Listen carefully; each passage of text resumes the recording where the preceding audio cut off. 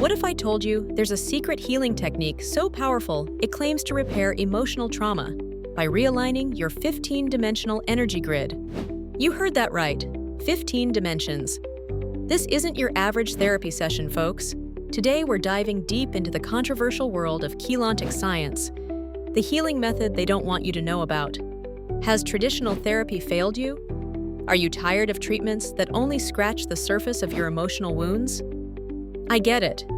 I've been there too, searching for something that actually works. And that's exactly why I had to investigate this mind-blowing approach that combines quantum physics, sacred geometry, and consciousness to heal trauma at its energetic source. But wait, before you dismiss this as just another new age fad, let me be absolutely clear.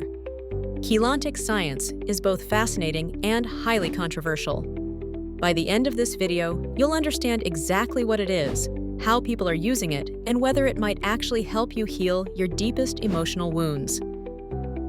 So what exactly is Keylontic Science? It's described as the science of consciousness and creation, a system that blends scientific concepts with spiritual practices. It explores a 15-dimensional time matrix and claims to understand human multidimensional identity, focusing on how energy, time, and space interact to create our reality. I know what you're thinking. This sounds like pseudoscientific nonsense. I had the exact same thought when I first encountered it. But here's where it gets interesting. The system includes something called the Kathara Bio-Spiritual Healing System, which specifically targets emotional trauma by addressing what they call distortions in your energetic template, or Kathara Grid. According to practitioners, emotional trauma isn't just psychological. It creates actual distortions in your energy field that can be corrected through specific techniques. These include DNA activation, chakra alignment, and other methods designed to restore energetic balance. Now you might be wondering, does anyone actually claim this works? Good question. While researching this topic, I found that direct testimonials are surprisingly scarce. There are mentions of multidimensional healing, including emotional layers in various sources. But personal success stories are mostly shared within private communities rather than public forums. And here's where we need to pause and address the elephant in the room. Keylontic Science faces significant criticism from skeptics who view it as potentially misleading or even cult-like. Critics point to its complex jargon, historical claims about ascension timelines, and lack of mainstream scientific validation. One particularly concerning aspect for those seeking emotional healing is that some sources mention Keylontic Science doesn't actually focus much on dealing with and healing emotions directly. It's mentioned only briefly in what practitioners call the 12 attitudes and responsibilities. So should you completely dismiss it? Not necessarily. Many healing traditions begin outside mainstream acceptance before eventually finding validation. But it's crucial to approach with both an open mind and critical thinking. If you're dealing with serious emotional trauma, it's worth considering that established therapies like cognitive behavioral therapy and EMDR have extensive research backing their effectiveness. These approaches focus on cognitive restructuring, desensitization, and creating safety, principles proven to help trauma survivors. Now, I know some of you are still curious about exploring Keylontic Science, despite the controversies.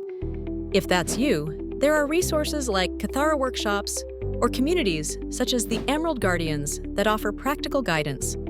Just remember to maintain that critical thinking cap while exploring.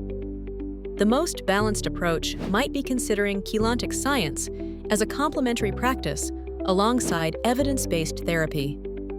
This gives you both the potential benefits of energy work and the proven effectiveness of established trauma treatments. What makes this topic so fascinating is that it raises profound questions about consciousness, healing, and the nature of reality itself. Is emotional trauma stored in our energetic bodies? Can spiritual practices access healing dimensions beyond our current scientific understanding? These are questions worth exploring, even if we don't have definitive answers. So where does this leave us?